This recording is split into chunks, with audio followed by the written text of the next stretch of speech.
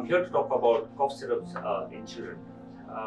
We usually find these cough syrups lying around at home, but is it really safe for kids? And that's what I'm here to talk about today. Cough is a protective reflex, and it's actually not a disease, but it's a symptom. So it's important for us to realize that it actually protects our airways from irritants and mucus.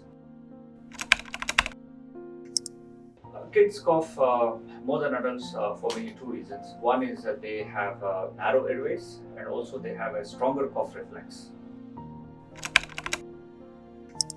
Yes, it is natural to cough more at night. This is mainly because when one lies down, there is accumulation of secretion from the draining sinuses and the nose into the throat, which irritates the throat and causes the cough, and also because of the dust that is present in the air and also on the sheets when one is sleeping.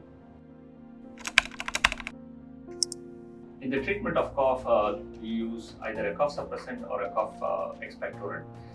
Cough suppressants are usually given when there is a lot of dry hacking cough which disturbs sleep or day-to-day activities, whereas a cough expectorant is given to break down the mucus and get the expectoration out, making it easier for it to be expelled. According to the American Academy of Pediatrics, it is actually safe to have cough syrups after 6 years of age. From 4 to 6 years of age, it needs a prescription, and below 4 years of age, cough syrups are usually not prescribed.